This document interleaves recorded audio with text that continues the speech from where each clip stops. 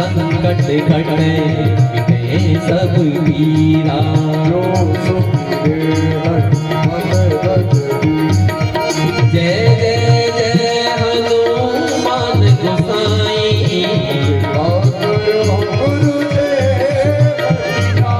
दो सतबार पाठ कर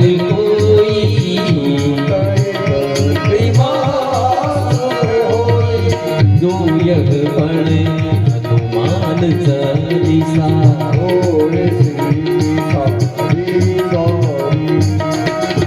तुलसीदास सदा हरि तेरा जयनाथ तेरा की जयनाथ हृदय महडेरा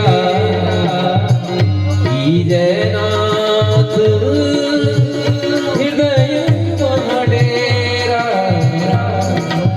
पवन तनय संकट हरना मंगल मूर्ति रूप राम लखन सीता सहित हृदय बसाहु सुरभूप सियावर रामचंद्र जी की जय पवन सुत हनुमान की जय उमापति महादेव की जय मुझे परम पूज्य व्यास जी महाराज जी की जय हो।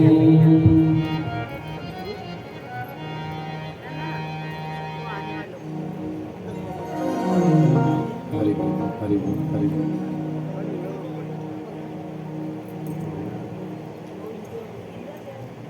श्री राधे श्री राधे हरि बोल हरि बोल हरि बोल हरि बोल हरि बोल हरि बोल। श्री राधे श्री राधे श्री राधे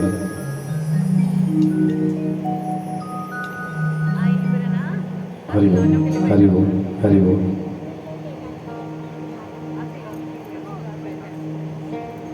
हरि ओम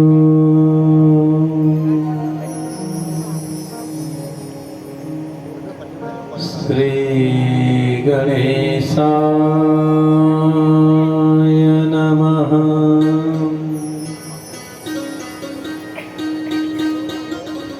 श्री सरस्वती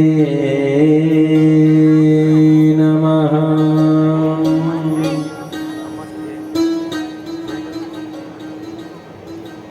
श्री गुरु चरण कमलेभ्यो नमः।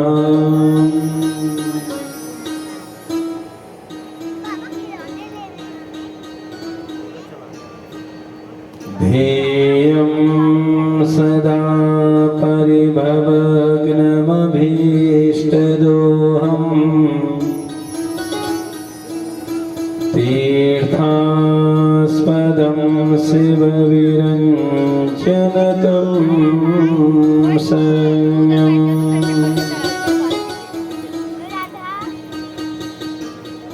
भृत्यार्तिहं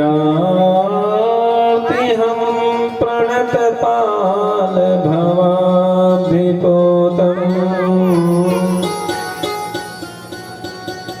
वन्दे महापुरुष ते चरणारविन्दम्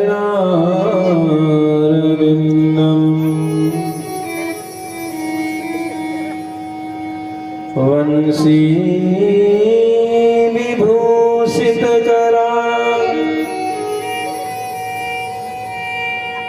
नवनीरदाभान् पीताम्बरादरुणबिम्बफलाधरुष्टान् पूर्णेन्दुसुन्दरमुखादरविन्द्रनेत्रान् कृष्णात् परं किमपि तत्त्वमहं न जाने।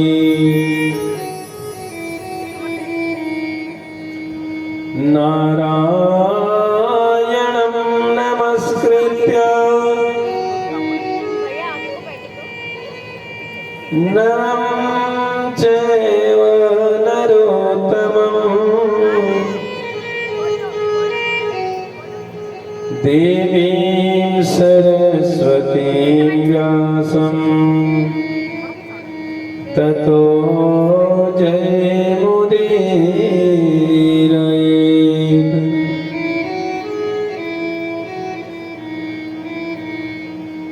मेरी भवबाधाहरो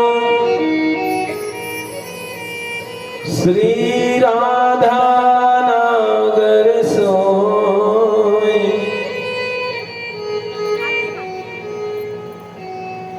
जातन की छाए परे श्याम हरित दुति हो।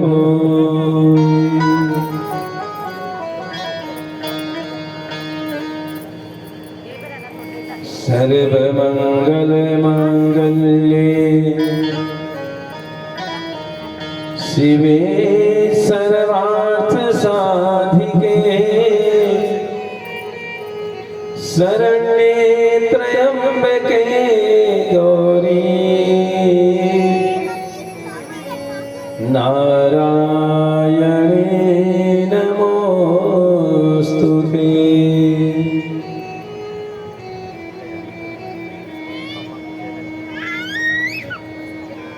गुरुर्ब्रह्मा गुरुर्विष्णु गुरुर्देवो महेश्वरः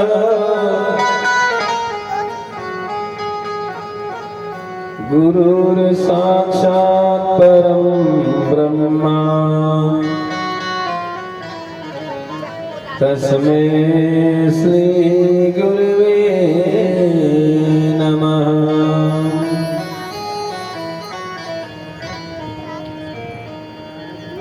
जय जय श्री राधारमण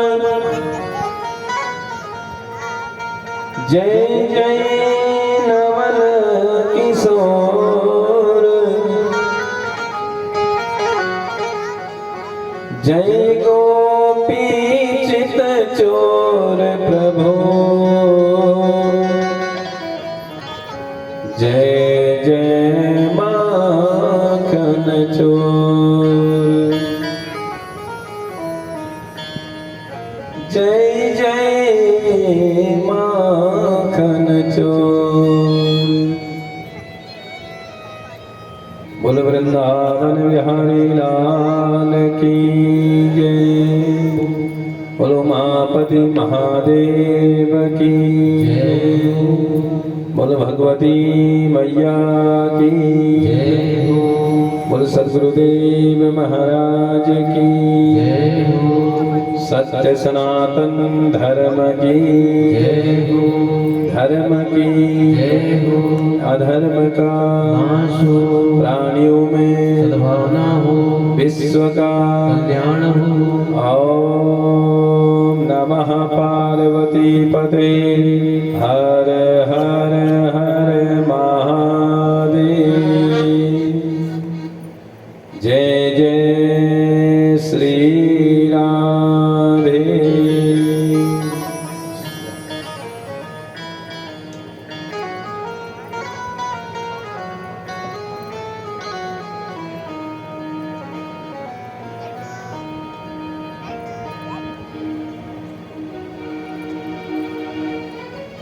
श्री गुरुदेव के चरणों में वंदन करते हुए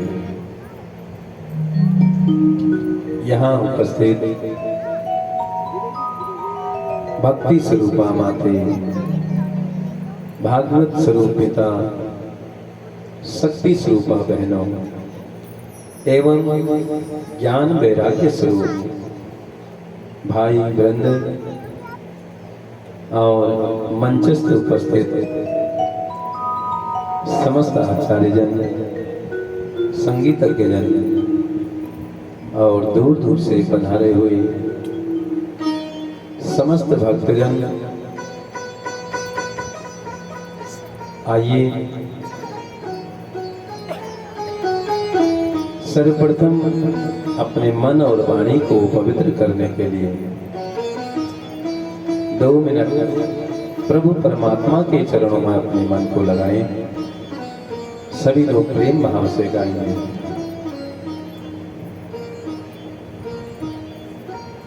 अधरम मधुरम वदनम मधुरम नयनम मधुरम हसितम मधुरम अधरम मधुरम वदनम मधुरम नयनम मधुरम हसितम मधुरम हृदयम मधुरम गमनम मधुरम मधुराधिपतेरखिलं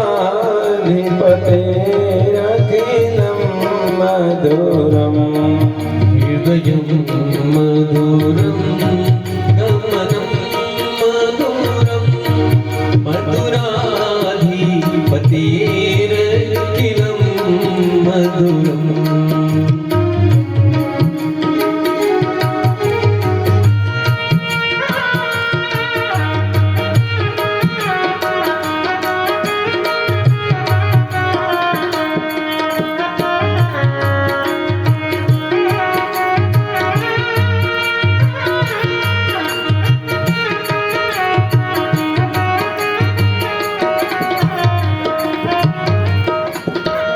वचनं मधुरं गमनं मधुरं वचनं मधुरं चरितं मधुरं वसनं मधुरं वलितं मधुरं वसनं मधुरं वलितं मधुरं चलितं मधुरं भ्रमितं मधुरं चलितं मधुरं भ्रमितं मधुरं मधुराधिपतेरखिलं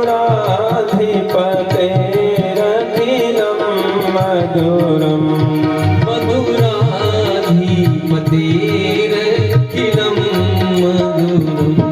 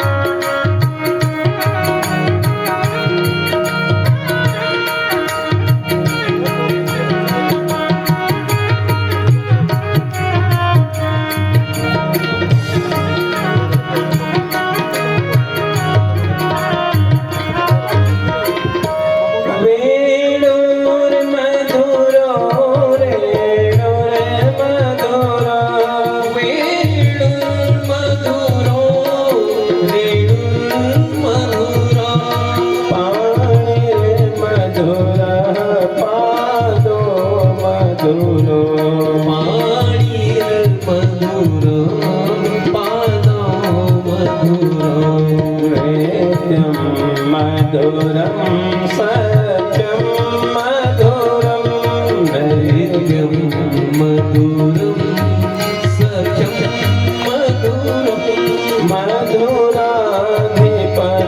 मधुराधिपतेरखिलं मधुरं मधुराधिपतेरखिलं मधुरम्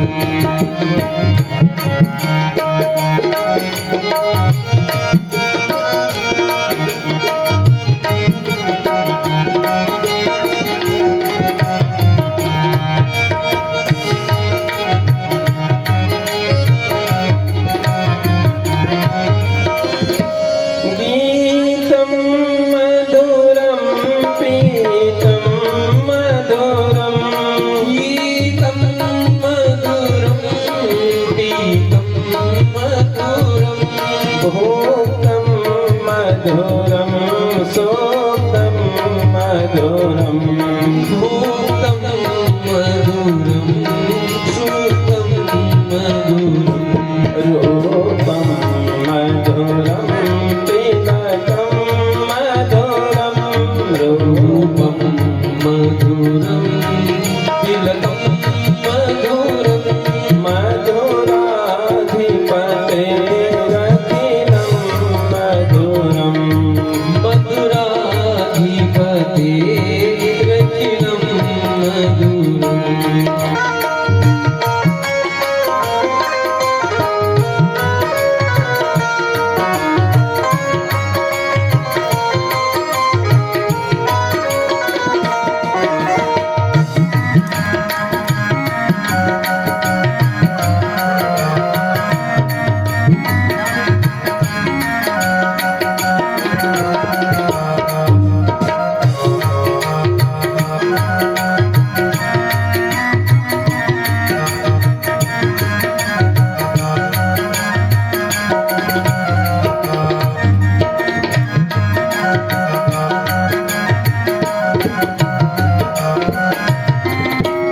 करणं मधुरं तरणं मधुरं करणं मधुरं तरणं मधुरं हरणं मधुरं रमणं मधुरं हरणं मधुरं रमणं मधुरं भमितं मधुरं समितं मधुरं भमितं मधुरं समितं मधुरं मधुराधिपतेरखिलं मधुरं मधुराधिपतेरखिलं मधुरम्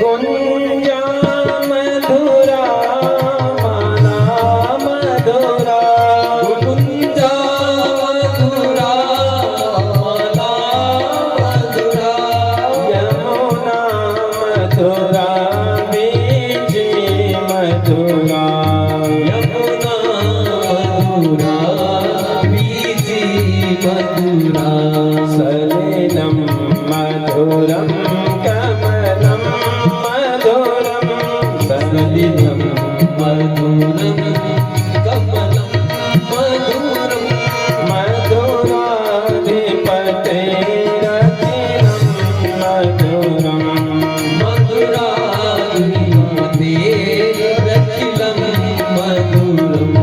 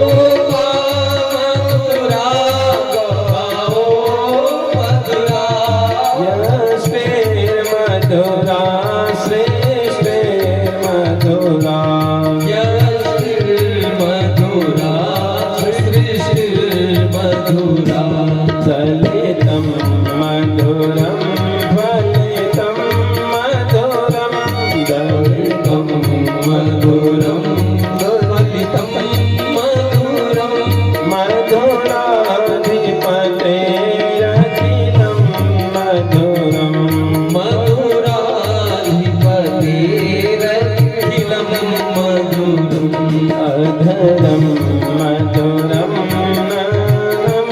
मधुरम अधरम मधुरम वदनम मधुरम नयनम मधुरम हसितम मधुरम नयनं मधुरं हसितं मधुरं हृदयम मधुरम गमनम मधुरम हृदयम मधुरम गमनं मधुरं मधुराधिपतेरखिलं मधुरं मधुराधिपतेरखिलं मधुरं मधुराधिपतेरखिलं मधुरं मधुराधिपतेरखिलं मधुरं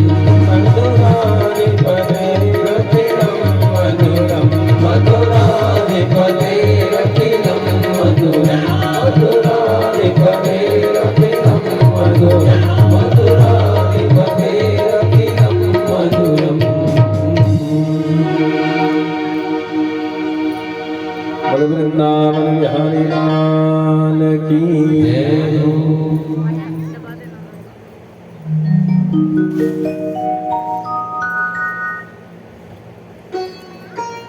इष्ट कृपा देव कृपा वो पितृ कृपा जब जीवन में आती है तो जीव को जो है भगवत शरणागति प्राप्त होती है।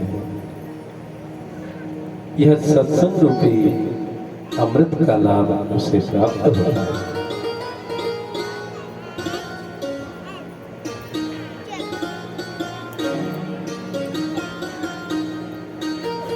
भगवत प्राप्ति से ही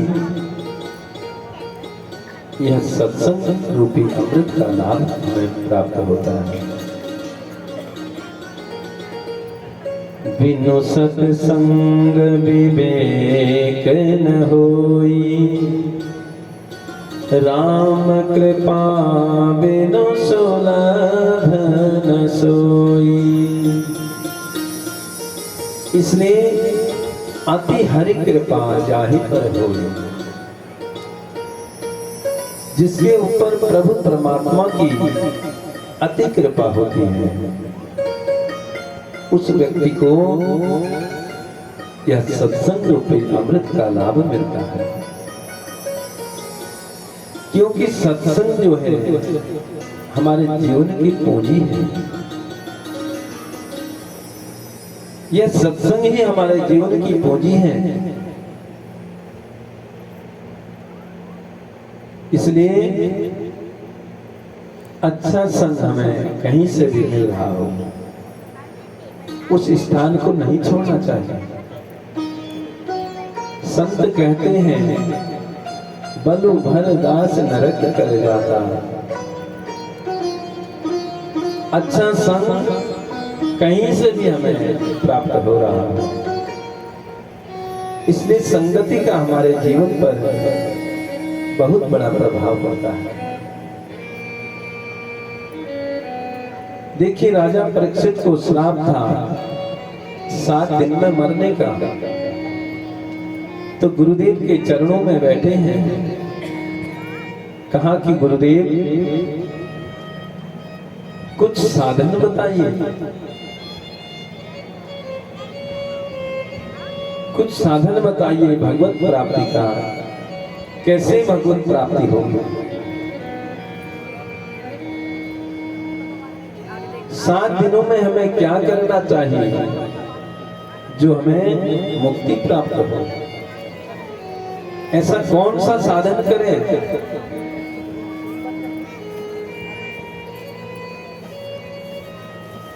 जो हम मुक्त हो जाए? तो गुरुदेव कहने लगे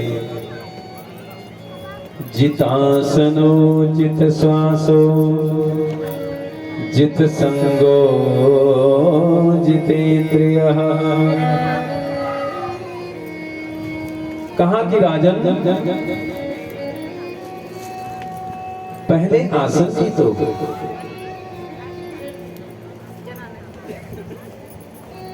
सबसे पहले आसन जीतो। देखिए हम कथा में आ रहे हैं, कथा सुनने आते हैं तो सबसे पहले हमें आसन ही जीतना होता है। जिसको बैठने में समस्या है वो आ ही नहीं पाते। क्यों? क्योंकि कहते हैं हमसे वहां बैठा नहीं जाता। इसलिए सबसे पहले आसन को जीतना है।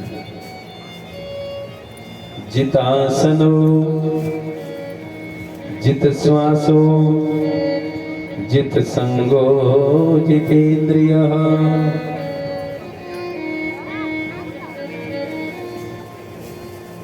पहले आसन जीतो, फिर अपने श्वास पर नियंत्रण रखो।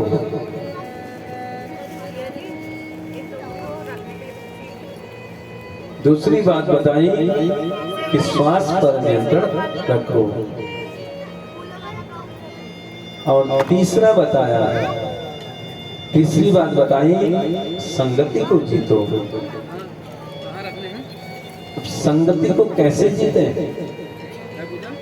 देखिए हम 3 घंटा यहाँ पर कथा सुनने आते हैं। दिन रात को जोड़ के 24 घंटे होते हैं। 3 घंटा हमने सत्संग किया, बाकी के 21 घंटे हमने क्या किया? हम कैसे संग में रहे? हमने 21 घंटे में क्या किया? उसका भी बड़ा महत्व है। केवल 3 घंटा सत्संग किया और 21 घंटे हम कुसंग में रहे, तो फिर ऐसे सत्संग का कोई फायदा नहीं। इसलिए कहा कि संगति को जीतो। इसलिए देखिए संगति का प्रभाव धीरे धीरे होता है, एकदम नहीं मिलता। और कुसंग का प्रभाव एकदम हो जाता है।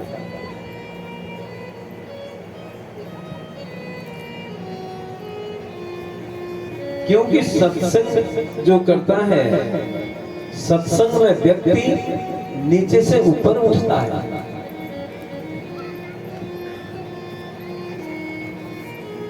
और कुसंग में जो है व्यक्ति नीचे गिरता है। ऊपर उठाने में समय लगता है, नीचे गिराने में कोई समय नहीं लगता। तो इसलिए प्रभु परमात्मा बाबा तुलसी के सामने प्रकट हुए और कहते हैं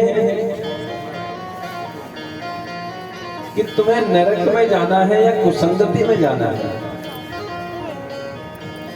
पूछा 2 रास्ते हैं तुम्हारे पास, नरक में जाना स्वीकार करेंगे या कुसंग में जाना स्वीकार करेंगे।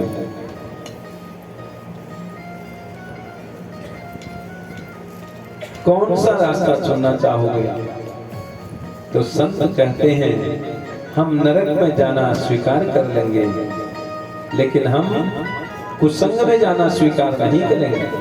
क्यों? क्योंकि कुसंग का ज्वर इतना खतरनाक होता है। कुसंग में जाने से पाप बढ़ते हैं और नरक में जाने से पापों का प्रायश्चित होता है। इसलिए कहा हमें नरक में जाना स्वीकार है। तुलसी कहते हैं नरक में जाने से पापों का प्रायश्चित होगा, एक दिन भगवान की प्राप्ति जरूर हो जाएगी, परमात्मा की प्राप्ति जरूर हो जाएगी। कुसंग में जाने से व्यक्ति को परमात्मा नहीं मिल सकते।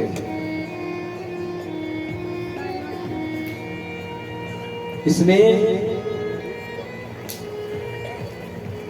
बाबा तुलसी कहते हैं हमें कुसंग में जाना स्वीकार नहीं, हम नरक में जाना स्वीकार कर लेंगे, क्योंकि नरक में जाने से एक दिन पापों का प्रायश्चित हो जाएगा।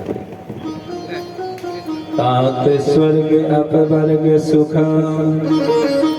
धैर्य तुला एक अंग, तूलन ताही सकल मिली, जो सुख लव सत्संग। इसने सत्संग की बहुत बड़ी महिमा बताई है। स्वर्ग और वैकुंठ का सुख एक तराजू के पलड़े पर रखा और दूसरे पलड़े पर सत्संग का सुख रखा। तराजू के एक पलड़े में स्वर्ग का सुख, वैकुंठ का सुख रखा और दूसरे पलड़े में जो है सत्संग का सुख रखा। तो उठा करके जब देखा तो सत्संग का सुख भारी हो गया, क्योंकि यह सत्संग देवताओं को भी दुर्लभ है। यह स्वर्ग में नहीं, कैलाश में नहीं, वैकुंठ में नहीं, कहीं भी यह सत्संग नहीं है। इसलिए जीवन में सत्संग से बड़ा और कुछ नहीं है। जिसके जीवन में सत्संग नहीं, उसका जीवन आधा अधूरा ही है। इसलिए कहा सत्संग से प्रेम करना सीखो।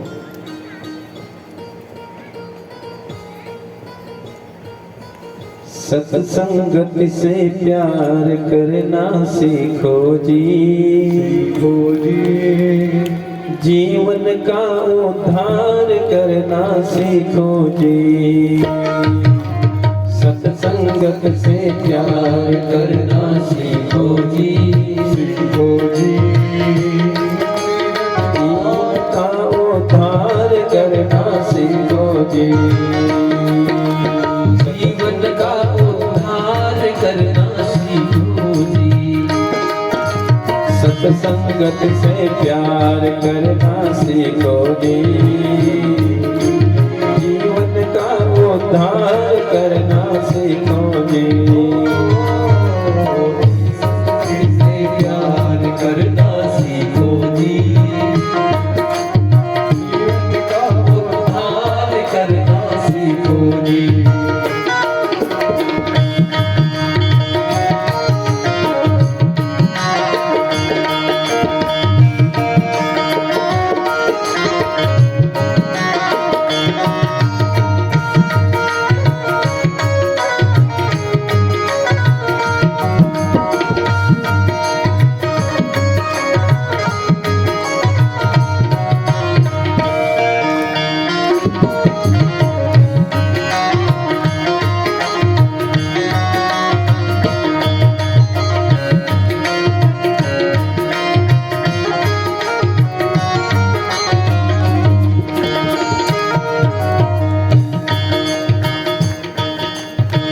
धन धाम संग नहीं जावे, सुत दारा कोई काम न आवे। सुत दारा कोई काम न आवे, सुत दारा कोई काम न आवे। धन धन धाम संग नहीं जावे, सुत दारा कोई काम न आवे। सुख द्वारा कोई काम न आए, सुख द्वारा कोई काम न आवे।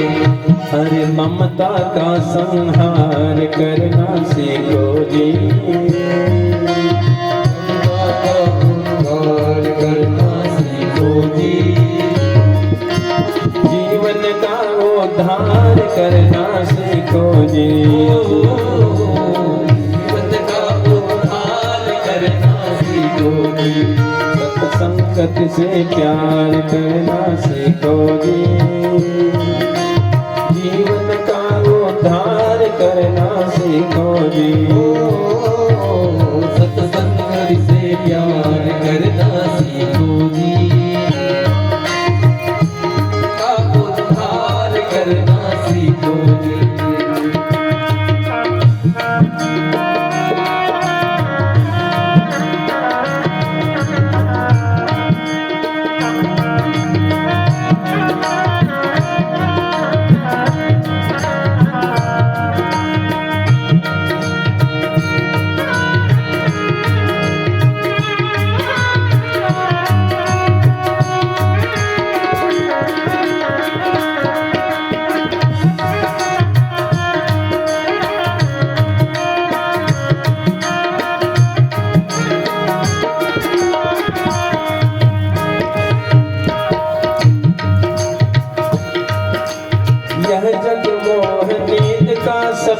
नहीं कोई गैर नहीं कोई अपना, नहीं कोई गैर नहीं कोई अपना, नहीं गैर नहीं कोई अपना। यह जग मोह नींद का सपना, नहीं कोई गैर न कोई अपना, नहीं कोई गैर नहीं कोई अपना, नहीं कोई गैर नहीं कोई अपना। सत्य असत्य विचार करना सीखो जी, सत्य असत्य विचार करना सीखो जी। जीवन का उद्धार करना सीखो जी, जीवन का उद्धार करना सीखो जी। सत्संगत से प्यार करना सीखो जी, जीवन का उद्धार करना सीखो जी। सत्संगत से प्यार करना सीखो जी, जीवन का उद्धार करना सीखो जी। सत्संगत से प्यार करना सीखो जी, जीवन का उद्धार करना सीखो जी। जीवन का उद्धार करना सीखो जी, जीवन का उद्धार करना सीखो जी। जीवन का उद्धार करना सीखो जी। बोल भक्तवत्सल भगवान की जय हो, बोल कृष्ण कन्हैया लाल की जय हो, बोल सद्गुरुदेव भगवान की जय हो। नमः पार्वती पते हर हर हर महादेव।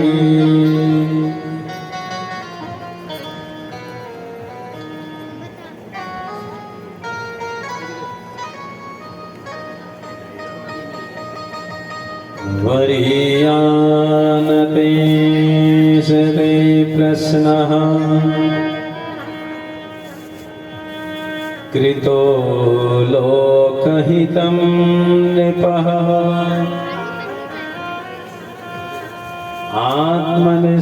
आत्मनिस्मृतिसम्मतः पुंसा श्रोतव्यादिषु यः परः।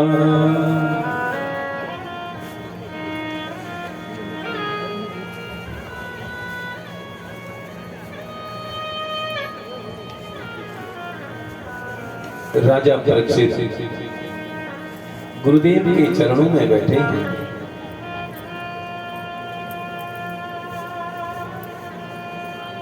गुरुदेव से राजा परीक्षित ने पूछा, हे गुरुदेव,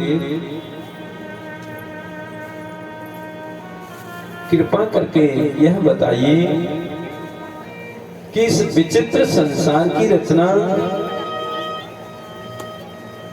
भगवान ने कैसे करी?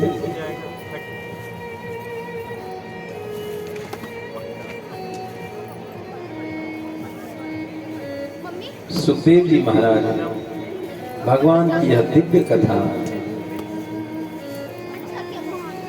राजा परीक्षित को सुना रहे हैं।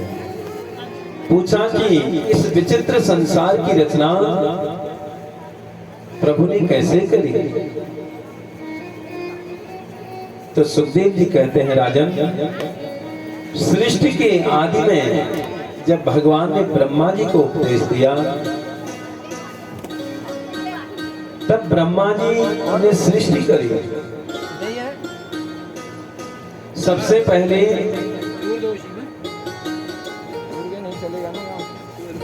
चार कुमारों की सृष्टि हुई, सनत, सनंदन, सनातन और सनत कुमार। तो ब्रह्मा जी ने इन चारों को संकल्प के द्वारा प्रकट किया और चारों से कहा कि बच्चों, तुम भी सृष्टि करो।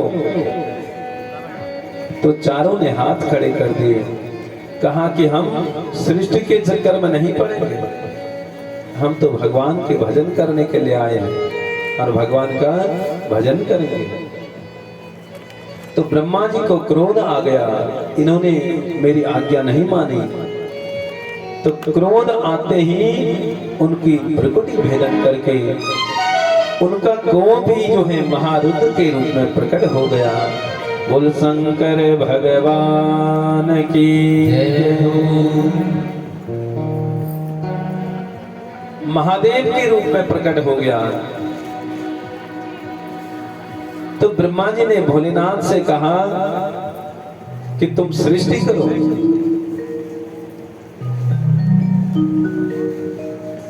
तो भोलेनाथ ने कहा जो आज्ञा महाराज।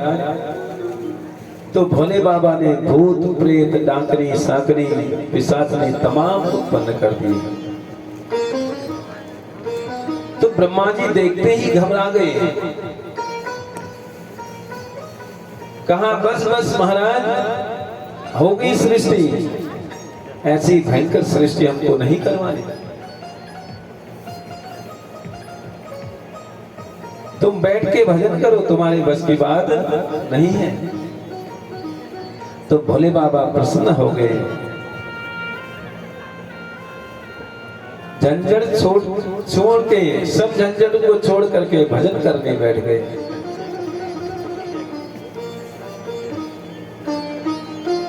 तो ब्रह्मा जी को चिंता हुई कि मेरी सृष्टि का विस्तार कैसे होगा। तो अब की बार ब्रह्मा जी ने 10 ऋषियों को प्रकट किया। मरीचि, अत्रि, अंग्रेसा, अंगिरा, पुलस्त्य, नारद, क्रतु, भृगु आदि जो हैं ये 10 ऋषियों को प्रकट किया। तो इन ऋषियों को भी संकल्प से प्रकट किया, अपनी वाणी से सरस्वती को प्रकट किया, अपनी छाया से महात्मा करदम को प्रकट किया। ये सब जो हैं संकल्प सृष्टि के हैं। उसके बाद ब्रह्मा जी ने वाम अंग से कन्या और दाहिने अंग से जो है पुरुष को जन्म दिया। सबसे पहले कन्या और पुरुष को जो है ब्रह्मा जी ने बनाया, जिनका नाम हुआ मनु और शत्रुपा। ध्यान से आप लोग कथा श्रवण करेंगे। देखिए सृष्टि की रचना कैसे हुई, भगवान ने यह संसार कैसे बनाया। सुखदेव जी महाराज राजा परीक्षित को श्रवण करा रहे हैं और वही कथा आप यहां बैठ करके आप श्रवण कर रहे हैं। तो मनु और शत्रुपा इनका नाम हुआ। तो ब्रह्मा जी ने कहा कि अब तुम सृष्टि का शुभारंभ करो। तो मनु शत्रुपा के द्वारा स्त्री पुरुष की सृष्टि का शुभारंभ हुआ। सबसे पहले 3 बेटी और 2 बेटा हुए। बेटाओं के नाम हैं प्रियव्रत और उत्तानपाद।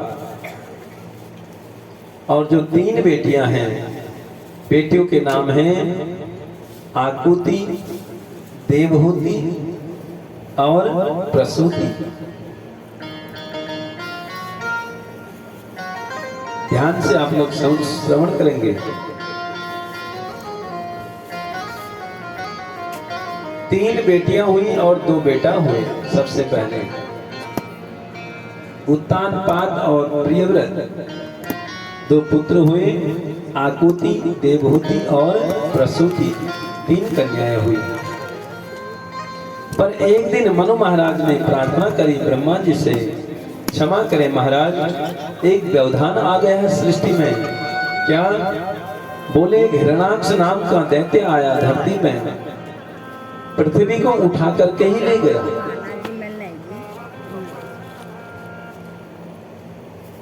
और उसने पृथ्वी को ले जा करके रसातल में ले गया। अब बताओ सृष्टि कैसे होगी? तब ब्रह्मा जी ने भगवान का ध्यान किया और कहने लगे ब्रह्मा जी, हे प्रभु, इस हिरणाक्ष से पृथ्वी को बचाओ। जब पृथ्वी ही नहीं रहेगी तो कैसे इस सृष्टि का विस्तार होगा? तो ब्रह्मा जी ने जल में निमग्न पृथ्वी को देख करके बहुत देर तक भगवान का चिंतन किया और उसी समय उनकी नासिका से जो है एक अंगूठे के बराबर एक 12 का बच्चा जो क्षण भर में जो है क्षण मात्र में ही विशाल हाथी के बराबर हो गया, एक 12 का बच्चा जो है प्रकट हो गया। बोल बराह भगवान की जय। बराह बोलते हैं स्वर को।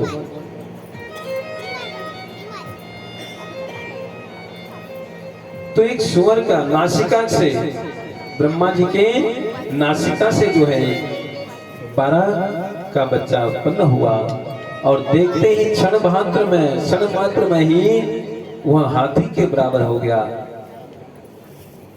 और भयंकर गर्जना करने लगा, जिससे संपूर्ण दिशाएं गूंज उठी। तो ब्रह्मा जी ने अपने पुत्रों सहित जो है उनकी स्तुति करी। घ्राणेन पृथिव्यां पदवी विजिघ्रन् क्रोडापदे स्वयमाधरांग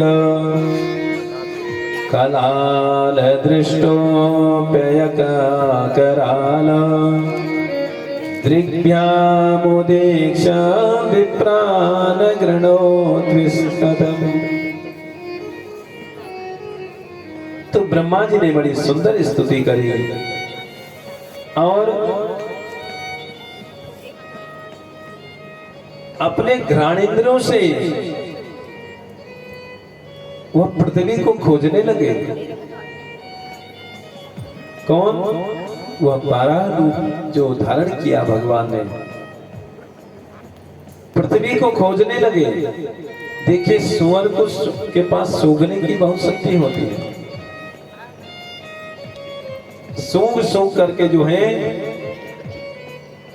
बड़े वेग से जल के अंदर प्रविष्ट हो गए और हिरणाक्ष का वध करते हुए पृथ्वी को यथास्थान रख दिया। तो 12 भगवान के अनुग्रह से पृथ्वी का उद्धार हो गया। तब पृथ्वी पर सृष्टि का विस्तार प्रारंभ हुआ। मनोस्तु शतरूपायां त्रिशः कन्यास जागिरे आकूति देवहूतिश्च प्रसूतिरीति विश्रुतः।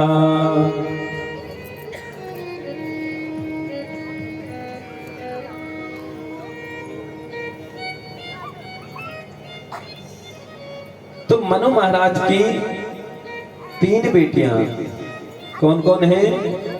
आकुति, देवहूति और प्रसूति।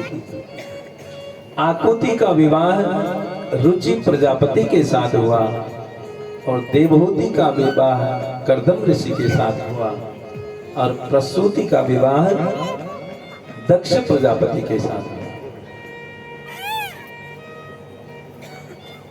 जो तीसरी कन्या है प्रसूति, इनका विवाह जो है दक्ष प्रजापति के साथ हुआ, जिनसे 16 कन्याओं का जन्म हुआ।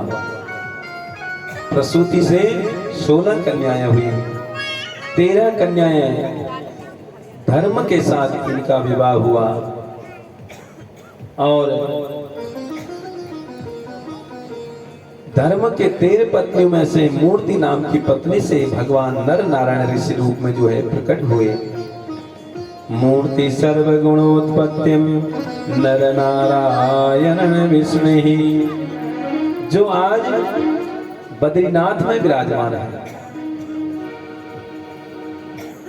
और प्रसूति की एक बेटी का नाम था जिसका नाम स्वाहा हुआ,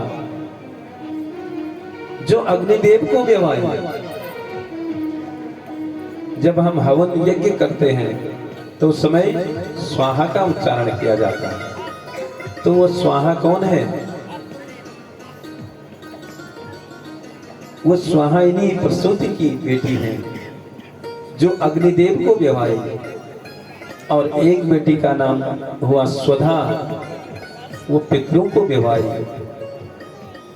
पितरों का कार्य जब करते हैं तो हर संकल्प में हर जगह स्वधा का उच्चारण किया जाता है। स्वधा का उच्चारण न करें तो पितरों को प्राप्त नहीं होता। ऐसे ही हवन यज्ञ करते समय जो स्वाहा का उच्चारण नहीं करता है तो देवता उसको ग्रहण नहीं करते। इसलिए स्वाहा और स्वधा, छोटी स्वधा जिनकी शादी पितरों के साथ कर दी, और जो सबसे छोटी थी उसका नाम था सती, जो भगवान शंकर के साथ जिनका विवाह हुआ।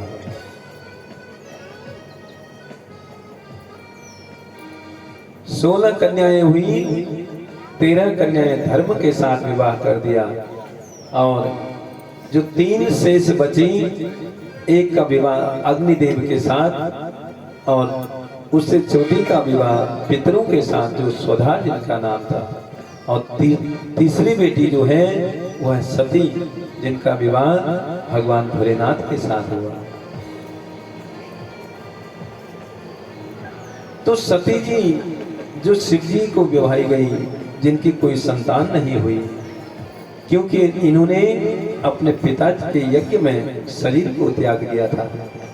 तो कारण पूछा परीक्षित ने, तो विस्तार से श्री सुखदेव जी ने बताया कि ऐसा क्या कारण बना कि इनकी कोई संतान नहीं हुई और इन्होंने अपने पिता के यज्ञ में शरीर को क्यों त्यागा। ऐसा क्या कारण बना, तो विस्तार से श्री सुखदेव जी कथा सुनाने लगे। देखिए, दक्ष प्रजापति के घर में माता सती का जन्म हुआ। कैसे? दक्ष प्रजापति ने मां भगवती का आराधन किया।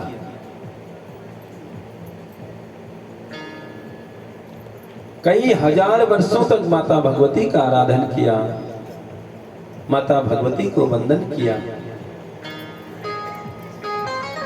खूब तपस्या करी, पीपल की डाली में उल्टा लटक लटक करके तपस्या करी।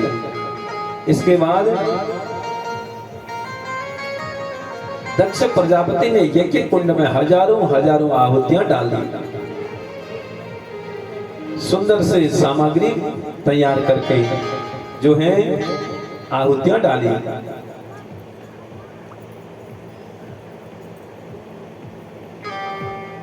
मां भगवती के लिए देखिए, हम लोग भी नवरात्रि में व्रत करते हैं, सभी लोग घरों में व्रत करते हैं, मां भगवती को मनाते हैं।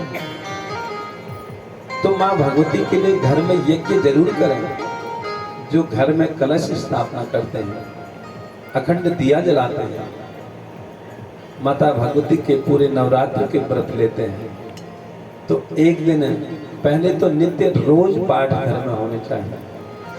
9 दिन के 9 पाठ घर में हो। 9 पाठ न कर पाए तो 9 दिन में कम से कम पूरे नवरात्रों में 1 पाठ अवश्य करें। और उसके बाद हवन के द्वारा मां भगवती को यज्ञ आहुति के द्वारा उनको तृप्त करें, उनको आहुति दें। घर में सुंदर अपने हाथ से तैयार करें सामग्री, जौ, तिल, चावल, गुग्गल, गिलो, जटामांसी, बहुत सारी सामग्रियां उसमें मिलती है। तो अपने हाथ से हवन सामग्री तैयार करके हवन यज्ञ करें।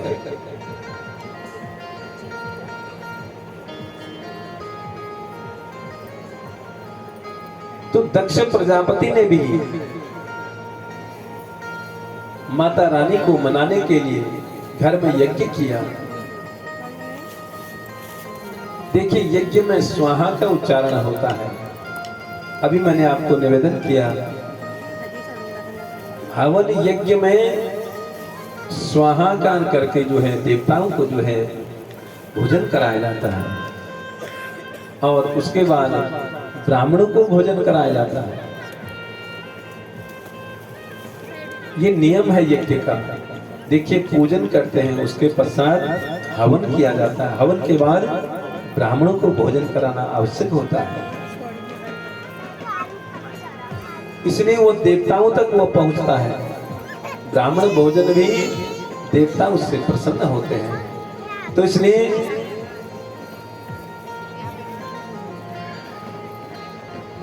सुंदर सुंदर सामग्री बना करके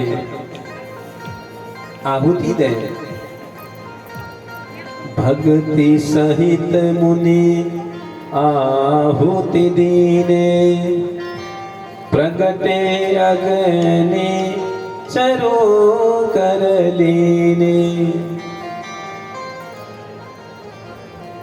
देखिए हवन यज्ञ का जो धुआं होता है वो देवलोक तक पहुंचता है और उससे पूरा वातावरण शुद्ध हो जाता है। हवन से क्या होता है? हवन करने से लिखा है यज्ञात् भवति पर्जन्यो पर्जन्या अन्न संभव। हवन करने से वर्षा होती है, हवन करने से बारिश होती है, और बारिश से क्या होता है? वर्षा होती है तो अन्न की पैदावार होती है। अन्न की पैदावार होती है तो प्रजा की रक्षा होती है, प्रजा का पालन होता है। घास उगती है, उससे जानवरों के लिए पर्याप्त घास की हमको प्राप्त होते हैं, अन्न प्राप्त होता है। इसलिए यज्ञ करने से बारिश होती है और वर्षा से अन्न उत्पन्न होता है, अन्न से जो है प्रजा का पालन होता है। तो दक्ष प्रजापति ने बड़े सुंदर यज्ञ किया और प्रार्थना करी। मां भगवती जो है दक्ष प्रजापति के लिए प्रसन्न हो गई। इसकी तपस्या देख करके, इसका भजन देख करके मां भगवती प्रसन्न हो गई और यज्ञ कुंड से प्रकट हो गई। बोल भगवती मैया की जय हो। तो माता भगवती से दक्ष ने प्रार्थना करी, जगदम्बे महामाये जगदीश महेश्वरी। कहा हे माता, आपने हमारे ऊपर कृपा करी है, आपने हमें दर्शन दिया है। मां तेरे चरणों में योगी लोग हजारों हजारों वर्षों तक ध्यान लगाते हैं, बबूती लगाते हैं, बड़ी बड़ी लंबी घटाएं धारण करते हैं, हजारों वर्षों तक समाधि लगाए बैठे रहते हैं, फिर भी उन्हें दर्शन नहीं मिलते। मां आपने तो मेरे ऊपर बहुत बड़ी कृपा करी है, इसलिए आज मैं धन्य हो गया। माता भगवती ने कहा, हे प्रजापति दक्ष, तुमने बहुत बड़ा तप किया है, इसलिए तुम वरदान मांगो, तुम्हें क्या चाहिए? तो दक्ष ने कहा, माता मुझे आपसे वरदान मांगने में शर्म आती है। मां ने कहा, किस बात की शर्म लगती है? कहा, मां आप तो जगत की माता हैं, आप पूरे संसार की मां हैं। कहा कि आपको हम बेटी के रूप में प्राप्त करना चाहते हैं, इसलिए मां मुझे आपसे वरदान मांगने में बड़ी शर्म आती है, लाज आती है। बस आपसे एक ही निवेदन है मां, आप मेरे घर में बेटी के रूप में चल करके आ जाइए। दक्ष प्रजापति ने माता भगवती से कहा, भगवती ने कहा कि मैं तो आ तो जाऊंगी, लेकिन जिस दिन तुम्हारी देहली पर मेरा अपमान होगा, उस दिन तुम्हारा कुल परिवार सब नष्ट हो जाएगा।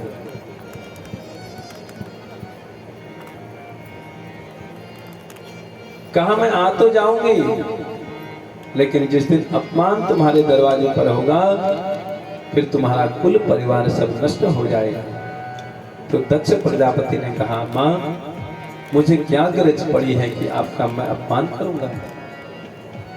आप ऐसा क्यों सोचती हैं? देखिए, देवताओं का पूजन हम लोग करते हैं घरों में। जहां जाते हैं वहां से मूर्तियां खरीद करके ले आते हैं। आज वैष्णो देवी गए, वहां से मां भगवती की मूर्ति ले आए। फिर पूर्णागिरी गए, वहां से ले आए। कहीं और यात्रा करने गए, वहां से ले आए। तो फिर उनका सम्मान नहीं होता। फिर हमने उनको घर में ला करके रख देते हैं। देखिए, घर में किसी भी देवता की मूर्ति लेकर के आए, मूर्ति तभी लाए जब हम उनका पूर्ण सम्मान करें, उनका स्नान कराएं, उनका पूजन करें, विधि विधान से उनका घर में पूजन हो, तभी मूर्ति घर में लाए।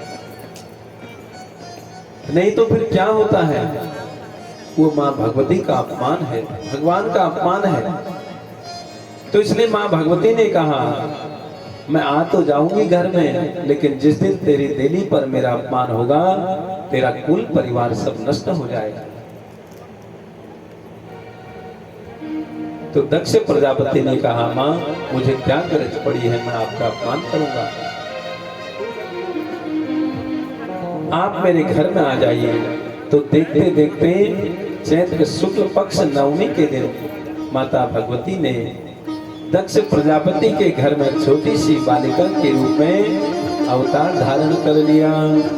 बोल भगवती मैया की जय हो। नाम उमा अंबिका भवानी। माता का नाम सती रखा गया। माँ का नाम यहाँ सती रखा गया। माँ के तो अनेक नाम हैं, लेकिन यहाँ माँ को जो है सती नाम से पुकारा गया। धीरे धीरे बड़ी होने लगी तो माता सती ने भगवान शंकर को प्राप्त करने के लिए नंदा व्रत किया और भगवान भोलेनाथ को जो है माता सती ने प्राप्त किया। भोलेनाथ के साथ मिलन हुआ, बाद में बड़े धूमधाम से इनकी शादी हुई। तो देवी सती की कोई संतान नहीं हो सकी। क्यों? एक कारण तो और बताया शास्त्रों में।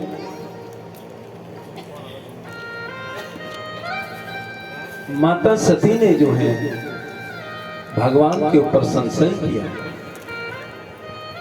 लिखा है,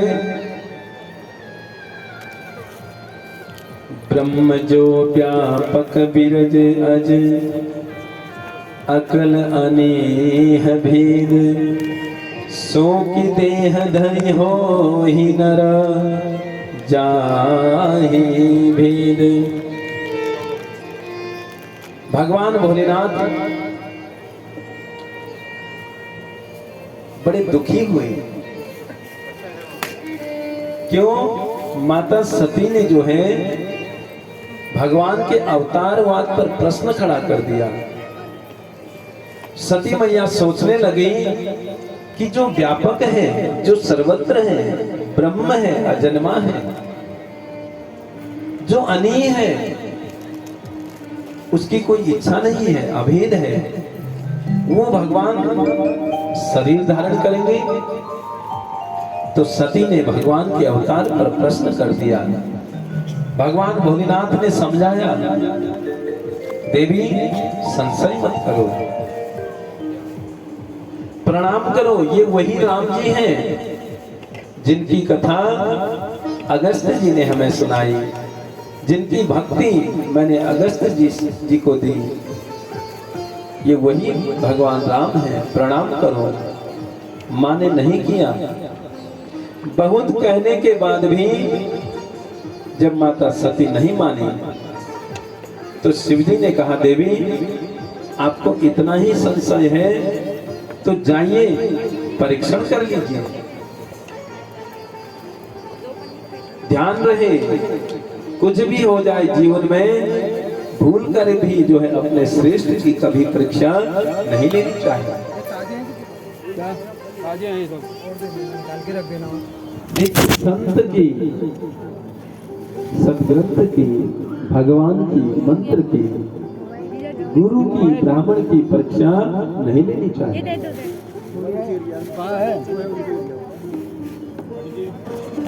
तो सती जी लेने गई, क्या परीक्षा लेने गई। भगवान शंकर ने सावधान किया, सीता रूपाम